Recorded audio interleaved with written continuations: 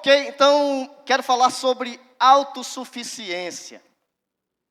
Autossuficiência é independência. Se você quer independência, você tem que ser autossuficiente.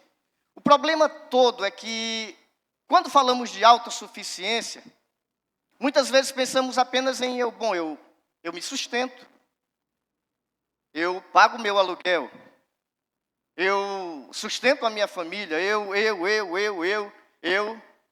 mas você não se cura sozinho. Você não resolve os seus problemas emocionais sozinho. Você tem problemas no seu coração, às vezes, que a medicina não detecta e que você precisa ser curado. Então, é praticamente impossível, principalmente para aqueles que um dia disseram, eu entreguei a minha vida a Cristo, ser autossuficiente. Autossuficiente só há um, aquele que disse eu sou. Quando Deus disse eu sou, Ele está dizendo sou autossuficiente. Eu não dependo de ninguém, eu não preciso de ninguém, eu sou o que sou. Foi isso que Ele disse que seria o seu nome, que Moisés iria dizer aos filisteus que estavam no Egito como escravos. Eu sou, me enviou a vós. Então Deus é autossuficiente e espera que todos nós que nos declaramos ser seus filhos, não sejamos autossuficientes. Eu lembro que alguns anos, não poucos anos, bastante tempo atrás, foi um rapaz em casa, e ele estava conversando comigo, e ele estava me dizendo, contando a necessidade pela qual ele estava passando, ele na época era motorista de táxi, e ele me dizia que ele tinha saído naquele dia ainda sem o dinheiro do seu almoço. E ele jamais iria preocupar Deus com isso. Ele nunca pedia pelo dinheiro do almoço, porque o dinheiro do almoço ele garantia todo dia, ele não precisava preocupar Deus. E ele falou aquilo como sendo algo bom, como sendo algo, eu não preciso preocupar. O problema é que Deus quer que nós o preocupemos com isso. Deus, amados, quer ser o centro, Ele quer ser o foco. Ele quer que todas as nossas ansiedades sejam lançadas sobre Ele, colocadas sobre Ele. Seja dito para Ele, Senhor, eu preciso de Ti. Senhor, eu sou grato pelo Teu agir, pelo Teu favor, sou grato por aquilo que Tu me tens dado e eu preciso de mais de Ti. Deus não se importa de ser ocupado, nós não o ocupamos quando nós declaramos que precisamos dEle. Isso é um ato de reverência, é um ato de adoração, declarar a nossa dependência dEle. Nunca julgue isso como algo que vai ocupar Deus, além daquilo que Ele, poxa, hoje você está me aperreando muito, é muito problema, você tem muita dificuldade, fica lançando tudo sobre mim. Ele disse, lança sobre mim toda a vossa ansiedade, porque eu tenho cuidado de vós. Esse cuidado é um ato contínuo, é ontem, hoje, amanhã e para todo sempre. Deus tem cuidado de cada um de nós, Ele quer que, de fato, nós o ocupemos com as nossas ansiedades, com as nossas necessidades, enfim, Ele quer saber. E parece assim algo, pastor, Deus é onisciente, Deus sabe, sim. Ele sabe, a Bíblia diz que antes que a palavra venha à nossa boca, Ele sabe o que nós vamos dizer. Ele sabe o que se passa conosco, no nosso coração. Ele sabe o que será daqui até o último dia das nossas vidas. Mas é importante que nós que não sabemos, declaremos a Ele. É por isso que nós oramos. Porque quando nós oramos, Deus sabe o que nós vamos pedir, sabe pelo que vamos agradecer, sabe o que vamos fazer. Mas é importante abrir a nossa boca para dizer, Senhor, faça. Senhor, eu te peço. Senhor, sou grato. Ele se agrada em ouvir. Ele se agrada em saber que nós confiamos nele a ponto de conversar com ele. A ponto de saber que nós vamos falar e ele vai ouvir. Amados, isso é algo tremendo. Porque a nossa igreja dá muito pouco valor à oração. E talvez você diga, pastor, o senhor não sabe como é a minha vida. Eu digo, eu sei. Se você não tem coragem de vir orar aqui na igreja, dificilmente você ora na sua casa, querido. Porque na sua casa você é ocupado. Que Deus me perdoe se eu estiver errado. Mas o nosso culto de oração é o culto menos assistido da igreja. E eu quero te dizer que ele é mais importante do que esse culto que está sendo celebrado agora ao Senhor. É mais importante. É melhor. É mais gracioso aos olhos de Deus quando nós estamos declarando a Ele a nossa dependência, porque é no culto de oração que nós agradecemos, que nós oramos uns pelos outros, que nós nos colocamos diante dEle, muitas vezes a choro, muitas vezes a manifestações de graça, porque recebeu alguma coisa, e nesse culto você praticamente não faz isso. Embora o nosso louvor seja bastante emotivo, e não entenda isso como algo que eu estou recriminando, eu amo o louvor da nossa igreja. Acho que é o melhor grupo de louvor do mundo. E, de fato, move com as nossas emoções, porque a música tem essa capacidade. Ela tem essa capacidade de nos mover, de nos comover, e de tirar de nós aquilo que nós estamos sentindo no momento, através de brados, ou através de sussurros, ou até mesmo através de lágrimas. Mas venha para os cultos de oração, querido. Venha. Faça um esforço. Erga o seu corpo do local onde você adormece, descansa na sexta-feira e diz, eu vou experimentar. Só faça uma experiência. Se de fato não servir para você, fique em casa, nas outras sextas. Mas faça uma experiência de vir à igreja para orar. Porque você vai de fato sair daqui extasiado com aquilo que Deus faz na sua igreja com o seu povo. Porque orar na igreja é diferente de orar em casa. Não tem mais poder na igreja, não é isso. Não é que aqui você... Uma vez alguém me disse, pastor, você tem que ir para Israel. Eu disse, por quê? Porque lá a gente se sente mais perto de Deus. Eu disse, por quê? Você sobe montanha lá? Não, é porque Deus esteve lá. Eu digo, querido, Deus está em todo lugar, Ele habita dentro de nós. Eu não me posso imaginar tão próximo mais dEle do que agora que Ele diz que habita dentro de nós através do Espírito Santo. Eu não preciso ir para lá, Ele está aqui, Ele está dentro. Mas é o fato de Deus nos deu um local para reunir o seu corpo, que é a igreja. E esse local que Ele deu foi esse. E nós só formamos igreja quando estamos juntos. Sozinho, você é templo do Espírito. Junto, você é a igreja. A igreja tem cabeça. E Cristo disse, eu sou o cabeça da igreja. Então, Jeremias capítulo 2, verso 13. Eu já estava em outra mensagem. Isso é culpa do Ezequias. Eu fui olhar para ele e eu fiquei assim pensando. Jeremias 2:13, a Bíblia diz, o meu povo cometeu 2 crimes. 2 crimes. Eles me abandonaram, a mim, a própria fonte de água viva, e tentaram cavar as suas próprias cisternas, poços rachados, que não conseguem reter a água. Criminosos. Abandonar o Senhor, que se declara, eu sou a fonte de água viva.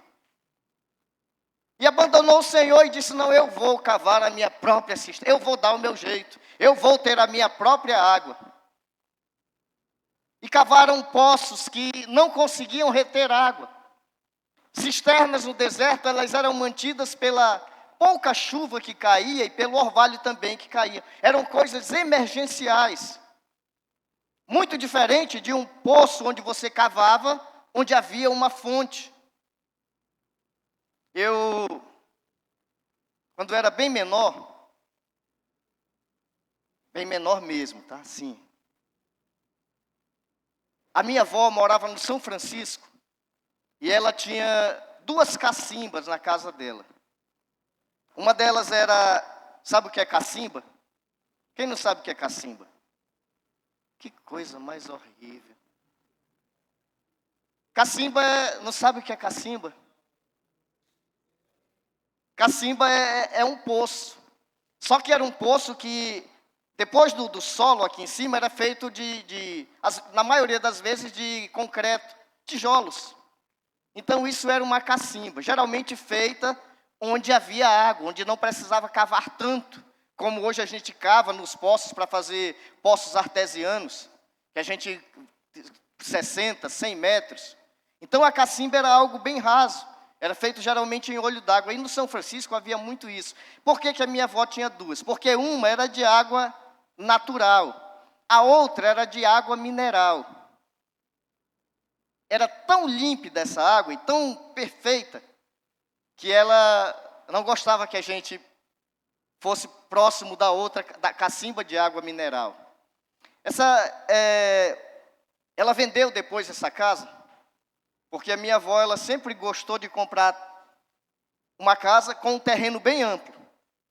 E ela amava plantar, ela tinha tudo que é planta conhecida, de chá, de remédio, ela tinha no seu terreno. O problema é que, depois que ela enchia o terreno de plantas, ela dizia, eu não tenho mais o que fazer aqui. E ela vendia. E ela ia e comprava um terreno maior. E ela vendeu esse terreno lá no São Francisco, que a Santa Cláudia comprou por causa do poço de água mineral que havia lá. Eles são donos, acho que ainda são donos do local lá. Ela foi para a Raiz, comprou um terreno grande, encheu de planta. Foi para Manacapuru, comprou um terreno maior, encheu de planta. Foi para Iranduba, encheu de planta e morreu. Faleceu a minha avó com um terreno cheio de plantas medicinais. Qualquer coisa que você chegasse com ela, ela dizia, eu tenho um remédio aqui. Era de fato uma velha raizeira. Tudo que era de raiz, de planta, ela conhecia e funcionava. Mas, voltando para a água viva, e voltando para o poço da minha avó, a minha irmã estava contando nesse último final de semana que estive com ela, que eles entravam dentro do poço de água mineral, mas só quando ela não estava vendo. Menino, dizem que menino, mulher e canoa tem que ser todo o tempo amarrado, senão... Esse é o pessoal que diz. Eu nunca disse isso da minha esposa, não, tá? Por isso, não diga da sua. Então, água mineral. O Senhor disse que Ele é a fonte de água viva, água perene, água pura, água abundante. Mas Ele disse que o povo dele o deixou, abandonou. Disse, eu não quero mais o Senhor. Eu vou cavar a minha própria cisterna, eu vou ter a minha própria água. E Ele disse que eles cometeram um crime quando eles fizeram isso. E, amados, a Bíblia é tão atual, porque hoje as pessoas estão fazendo ainda isso, estão deixando o Senhor. A Georgiane colocou durante a semana no grupo da igreja um vídeo de um rapaz entrevistando pessoas na rua. Passavam e, você acredita em Jesus Cristo? As pessoas, não sei quem é, não creio. Não, de jeito nenhum, não. Eu não contei, mas eu acho que teve pelo menos uns 20, acho que o cara escolheu só os que disseram não. Eu acho até que teve alguém que disse sim, mas ele queria só os que diziam não, e colocou lá os que diziam não. E foram muitas pessoas, jovem, velho, adolescente, feio, preto, branco, de todas as espécies, e as pessoas diziam não. É uma declaração de rejeição a Cristo. E quando você rejeita Cristo, você está rejeitando o próprio Deus. Principalmente na nossa atualidade, em que sabemos que Deus escolheu o seu Filho e enviou para morrer em nosso lugar. Quando eu digo que eu não creio em Cristo, que eu não quero Cristo, eu estou dizendo, Deus, eu não quero teu amor. Eu rejeito o teu amor por mim. Eu não quero que o Senhor me ame, eu não preciso do teu amor, eu não quero saber. Então, ainda hoje as pessoas continuam rejeitando Cristo, rejeitando Deus, porque rejeitar Cristo é rejeitar o próprio Deus. E buscam muitas vezes saciar essa sede que há na alma, porque Devido a Deus ter soprado no homem o fôlego de vida, nós nos tornamos parte de Deus. Nós temos algo em nós que é imortal. Nós temos a essência de Deus dentro de cada um de nós.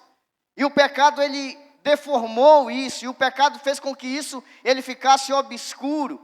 Por isso que todos nós, em momentos, geralmente de dificuldade, nós buscamos Deus. Clamamos por Deus. Por isso que Karl Marx diz que Deus é um reflexo da fraqueza humana. Porque se você está em perigo, você diz, oh meu Deus. Mas é a alma que sente essa necessidade. A alma precisa ser saciada dessa sede que ela tem daquilo que é espiritual.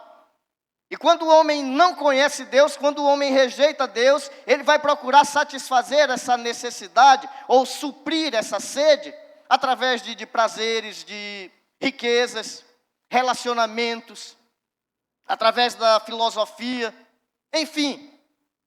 Há uma denúncia que o profeta Jeremias faz sobre a realidade de Israel. E diz, eles abandonaram a única fonte verdadeira de água.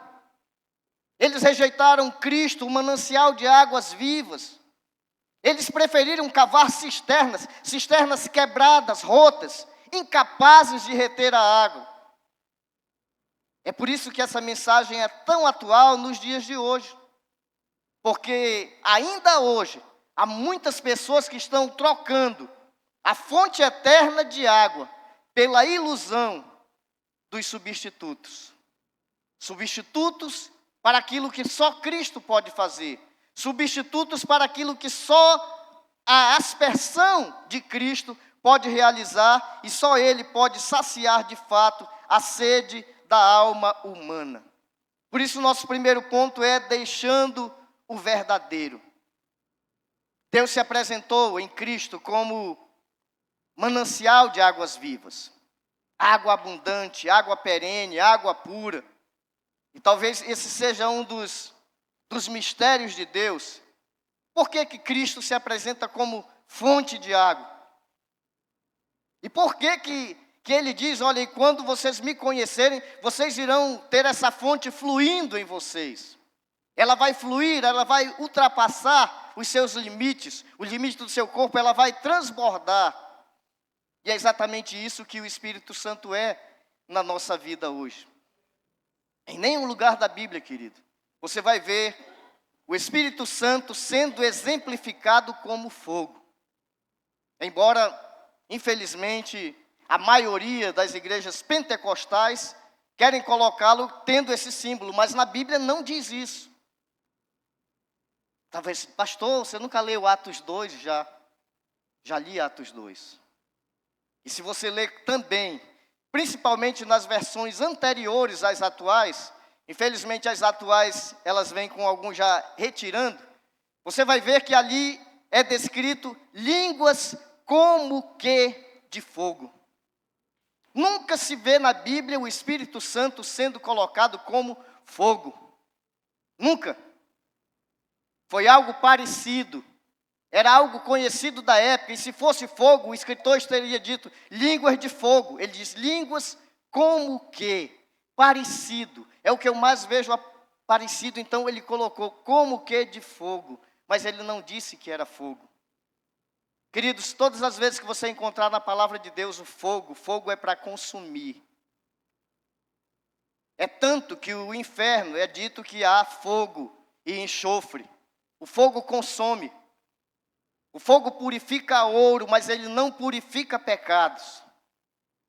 Portanto, se você já andou, correu, transpôs um corredor de fogo, a fim de ficar purificado, eu creio que você ficou pior. Porque fogo não purifica pecado. A única coisa que purifica pecado é o sangue de Jesus Cristo, porque a Bíblia diz, e o sangue de Jesus Cristo, seu Filho, nos purifica de todo pecado. Mas se você disser que o Espírito Santo é exemplificado pela água, foi Cristo mesmo que deu esse exemplo do Espírito Santo. E do seu interior fluirão rios como de águas vivas. Então, o povo rejeitou essa presença e essa provisão do Senhor. Eles simplesmente abandonaram. Não é que eles esqueceram, não. Eles escolheram não mais ter. Eles escolheram dizer, não, nós não queremos mais. É uma escolha deliberada de continuar, de caminhar sem depender de Deus. Nós não queremos Deus.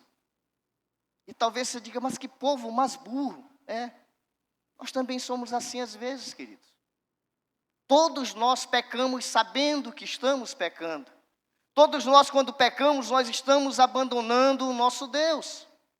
Estamos deixando. É como se o estivéssemos abandonando, dizendo, Senhor, dá um tempo aí, eu quero pecar. Dá um tempo aí, porque eu vou pecar. E Deus diz, tudo bem. Ele nem se ocupa em dizer, tem consequências. A gente sabe que tem. Mas a gente confia no grande amor e na grande misericórdia de Deus que diz, se nós confessarmos, Ele vai perdoar.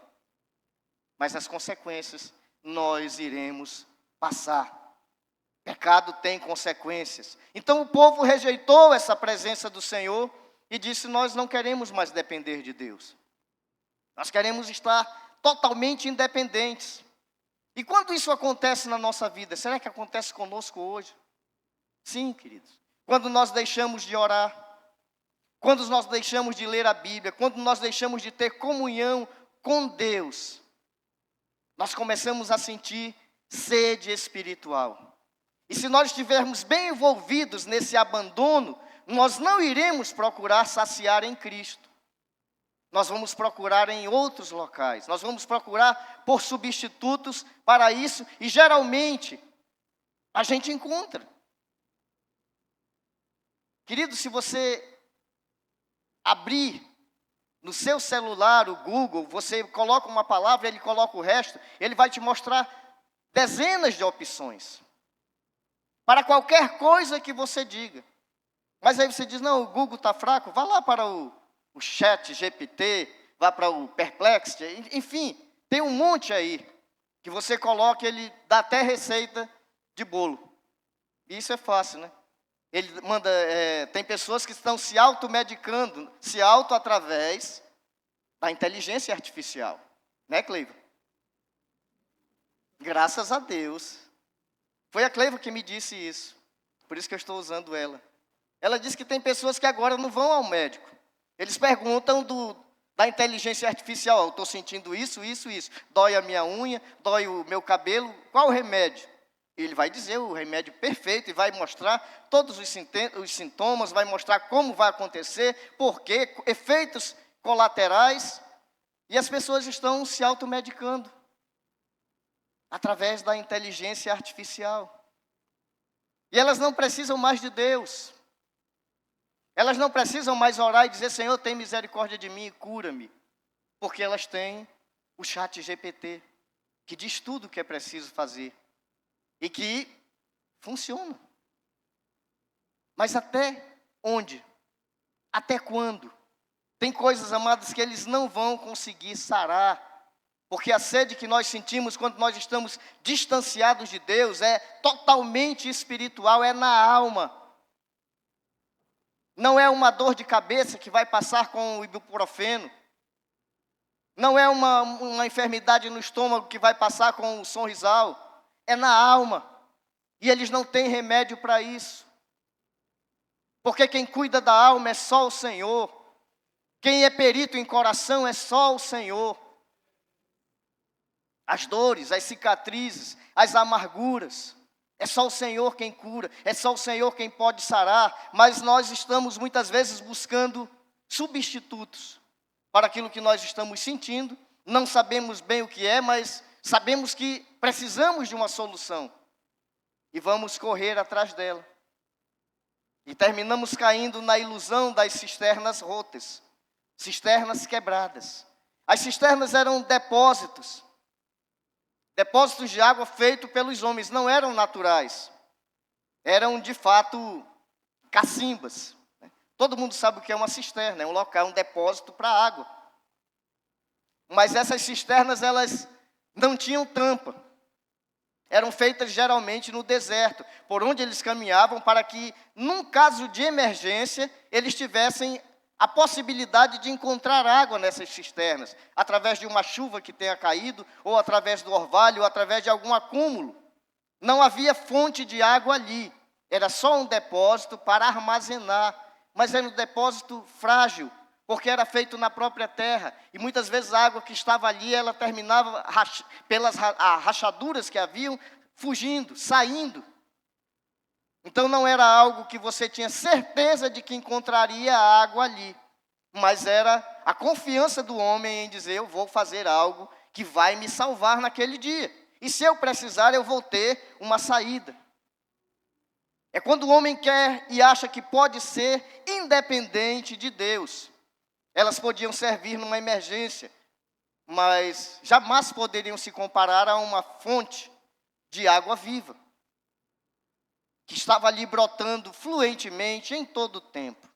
O povo trocou a fonte de vida por recipientes falhos, cisternas rachadas, incapazes de reter água. Hoje nós buscamos segurança e não precisamos de cisternas. Nós temos água. Hoje, quando a Aninha colocou no grupo lá, ela disse, faltou energia para vocês, para nós está zerado. Não temos energia.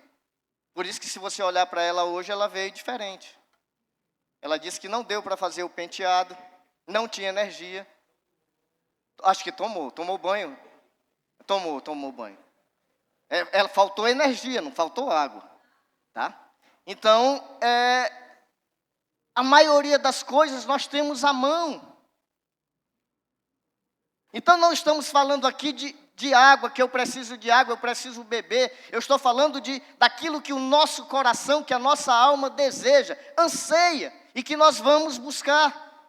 Mas não encontramos isso com facilidade, porque só encontraremos isso em Cristo. E se não buscarmos nele, nós não conseguiremos saciar. Poderá haver um diminuir, até um acalanto, podemos dizer assim. Nós estamos procurando isso nas riquezas. E você pensa, não, se eu tiver bastante dinheiro, então eu não vou precisar de mais nada. Eu vou estar totalmente sarado, sanado, eu não precisarei de mais nada. Então ele busca a riqueza. Só, amados, que riquezas se perdem. Riquezas podem se perder. E geralmente quem é rico vive muito mais preocupado do que você, que não tem tantos recursos. Exatamente preocupado em perder.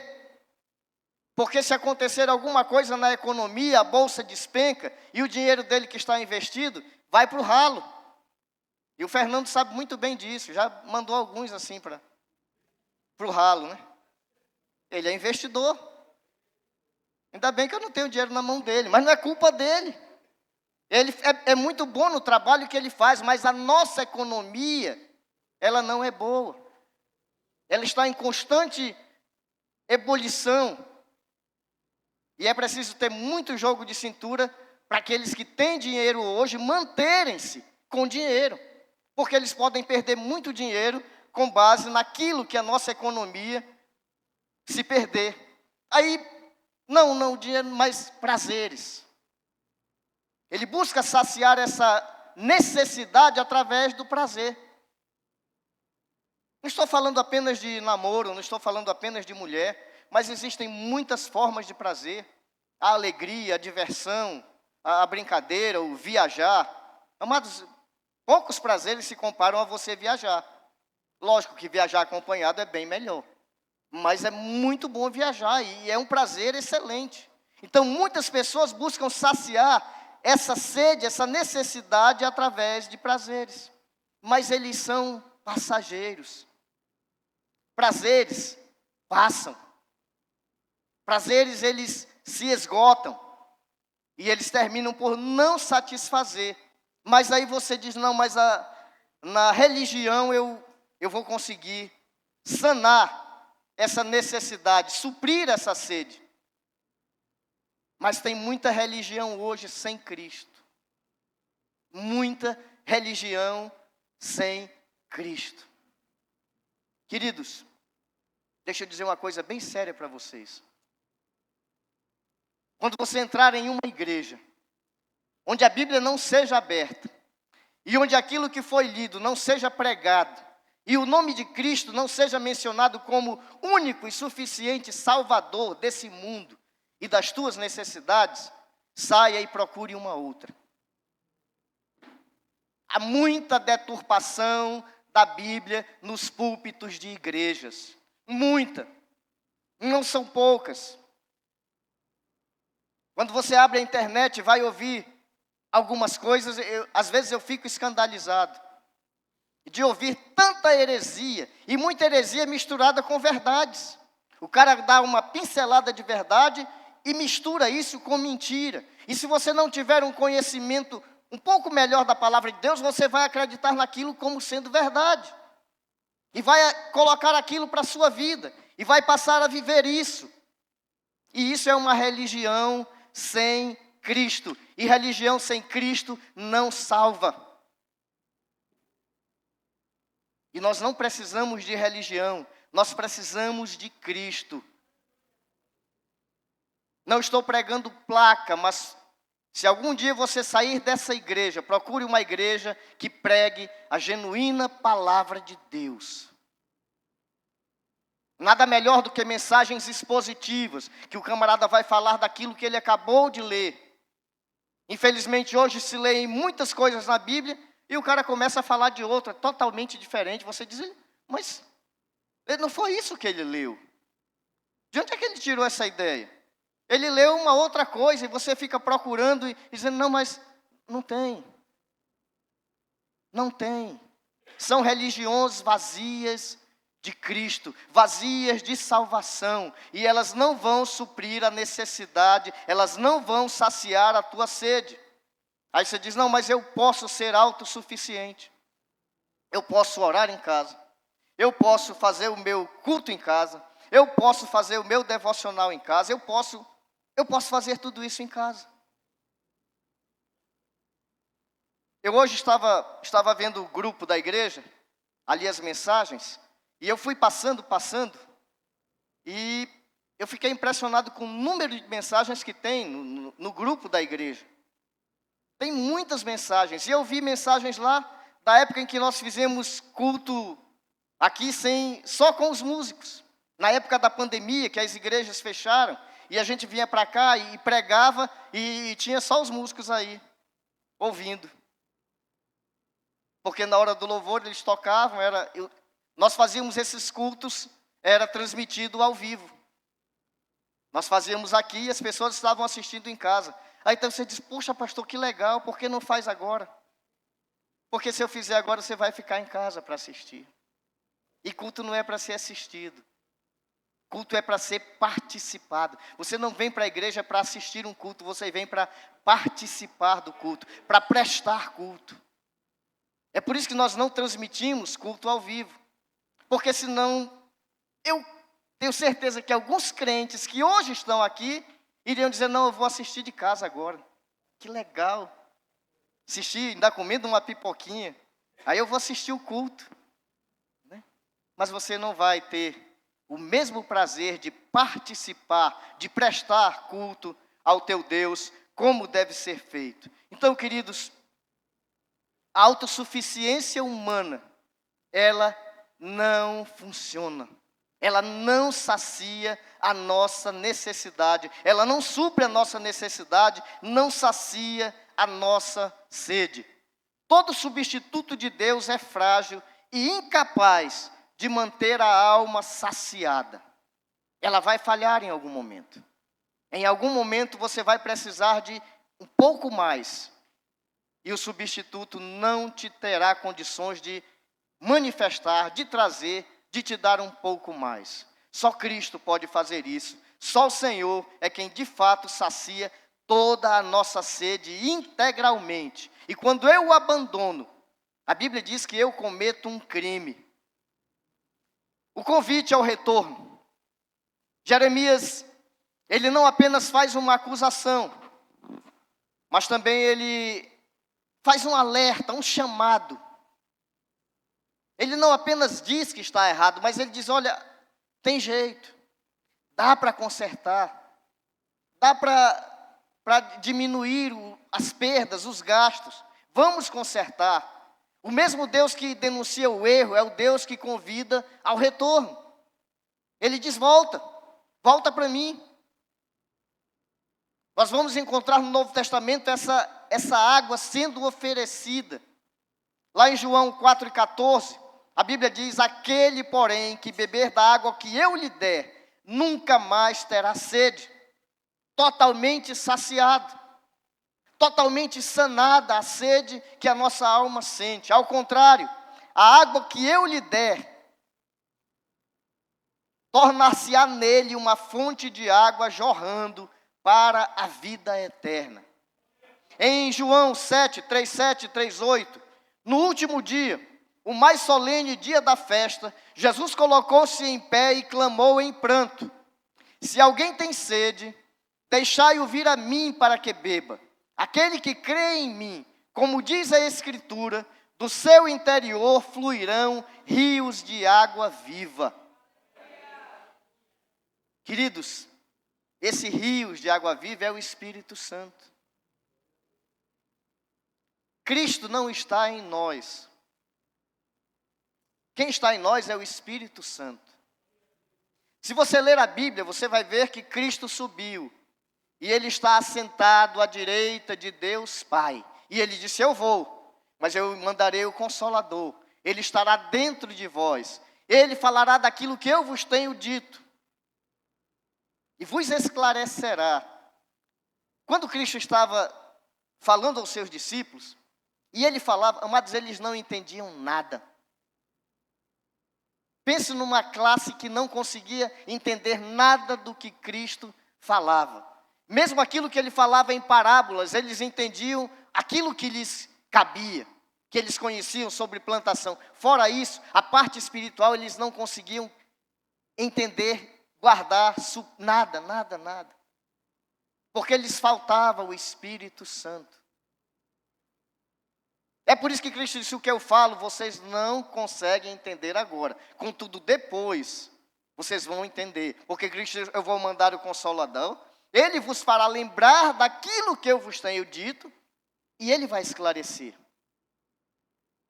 Ele vai esclarecer. É por isso que a gente olha para os discípulos e diz, misericórdia, como esses caras eram muito burros. Eles estavam andando com Cristo, comeram com Ele, tocaram nele, viam, falavam, ouviam da boca dele, sentiam o toque dele, e não aproveitaram tudo isso. A gente diz, poxa, se eu estivesse lá, talvez você fosse pior do que eles. Lhes faltava algo que nós temos hoje, que é o Espírito Santo. Está dentro, faz parte de nós. É Ele que nos impulsiona a Deus, é Ele quem nos faz realizar algo que seja útil para Deus. Tudo aquilo que nós fazemos extra o Espírito Santo, não será tido como galardão, não tem valor. Só tem valor para Deus aquilo que fazemos através dEle no Espírito Santo. Então é esse Espírito que jorra como rios de água viva. Querido, só Jesus, somente Jesus pode saciar plenamente a sede do coração humano. Nós precisamos reconhecer onde estão as nossas cisternas. Onde é que eu cavei uma cisterna? Onde é que eu abandonei o Senhor para dizer, não, eu posso tomar conta aqui. Dessa parte aqui eu dou jeito. Eu passei os primeiros anos, eu tenho já alguns anos que eu vou para a academia, quase todos os dias. Não como o Neto, que até o ano passado ele era de domingo a domingo. Eu dizia, Neto, tem que parar um dia. Não, pastor, se eu parar eu não volto. Graças a Deus hoje ele não faz mais dia de domingo, né, Neto? Hoje ele para dia de domingo e volta na segunda. Mas dia de domingo ele descansa. Eu não levava fone de ouvido. Não é essas coisas grandonas que o pessoal usa. Se eu for usar um negócio daquele, vai encharcar, porque Na academia eu suo bastante. Então eu uso aquele que enfia no ouvido. Depois a gente limpa, né? Fica tudo certo. Mas eu fico escutando louvores. Queridos, a minha vida mudou na academia. Porque eu ficava escutando aquele batidão, né? E tem uns batidões que, sinceramente, se você parar para prestar atenção na letra, você peca na hora, porque é uma coisa horrível. Aí eu passei a usar. A minha vida mudou. Aí eu escuto Logos, escuto Elo, escuto aquele irmão Lázaro, Cramicam, Pregador Lu. Eu sou bem eclético. Eu sou bem eclético. Às vezes eu boto lá numa playlist que tem de tudo, mas tudo gospel. Tudo gospel, graças a Deus. E a gente, muitas vezes, amados, a gente tem coisas que a gente acha que a gente pode fazer sozinho. Porque é algo rotineiro, diz, não, eu nem preciso de Deus para fazer isso aqui. Às vezes eu fico pensando, o Christian faz um quicão, ele, Senhor, me ajuda aqui. Não, ele sabe como é, ele corta o pão, ele coloca. Qual é o que você quer? É com banana, é sem banana? Ele sabe fazer. Mas se ele, ao sair de casa, ele não disser, Senhor, me ajuda. Estou indo trabalhar, eu preciso de Ti, me abençoa. Me dá sabedoria, me dá capacitação, me dá direção, me ensina e me dirige naquilo que eu vou fazer, para que seja o melhor. Porque a palavra de Deus diz, queridos, que nós devemos trabalhar como se fosse para Deus e não para o homem. Isso eu acho assim algo fantástico. Quando você resolve colocar isso na sua vida, e começa a trabalhar para Deus e não para o homem. Porque você nunca mais vai precisar chegar no seu patrão para dizer, eu estou precisando de um aumento, chefe, dá aí? Ele vai dizer, não, agora não dá. Vá com o seu patrão. Se você trabalha para ele, vá com ele. Diga, Senhor, dá um aumento aí, né, Senhor? Me ajuda aí, me dá um aumento. Porque se você trabalhar para ele, você pode chegar para ele e dizer isso, querido. Eu estou falando sério. Eu estou falando sério. Se você trabalhar para Deus, peça aumento para Deus e Ele vai te dar. Ele vai te dar. Deus é bom. Deus é um bom pagador daquilo que nós fazemos para Ele. Então, queridos, qual é a cisterna que você tem cavado? É na área emocional, é na área financeira, é no teu dia a dia, no teu trabalho? Qual é? Onde é que você cavou uma cisterna que você diz, não, aqui eu não preciso de Deus, aqui eu dou conta. Eu sei fazer isso. Eu quero te recomendar e quero te aconselhar, quebre totalmente. Quebre essa cisterna e diga, Senhor, eu preciso de Ti aqui também. Volta, querido. Volta para o Senhor. Volta para o Senhor. Você precisa dele. Nós precisamos do Senhor e Ele tem prazer em satisfazer as nossas necessidades e ouvir aquilo que nós colocamos diante dele. Jeremias mostra que existem 2 grandes males que podem nos afastar de Deus. Primeiro, abandonar a fonte verdadeira. Segundo, confiar em substitutos que são inúteis. Eles vão falhar no momento em que você mais precisar. Você vai descobrir que eles não podem suprir as tuas necessidades. Mas existe um grande bem. Voltar ao Senhor. Volta para o Senhor. Volta a beber do manancial da vida. Ele é a única fonte que jamais seca. Cristo nunca secará, Ele sempre será uma fonte de águas vivas. Onde você tem buscado saciar a tua sede? Onde? É o teu trabalho? É na tua casa? Onde é? Se você colocar Cristo em primeiro lugar na tua vida, você então de fato estará colocando Ele como o centro, o foco e a fonte principal de todas as tuas necessidades, eliminando toda e qualquer cisterna. Venha para Cristo. volte para Cristo, que Ele é a única fonte que satisfaz plenamente todas as nossas necessidades. Amém? Fica sobre os pés.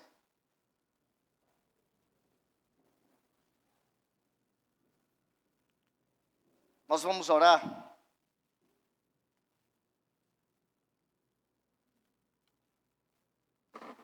Uma vez alguém me perguntou: pastor, por que você não faz apelo quando termina de pregar? Eu digo porque se a palavra de Deus não for usada pelo Espírito Santo para tocar no coração da pessoa que ouve, não é a minha palavra que vai convencê-lo. O outro motivo é que Cristo é tão especial, que quando essa palavra parece assim algo fazer apelo. Amados, nós precisamos desesperadamente do Senhor.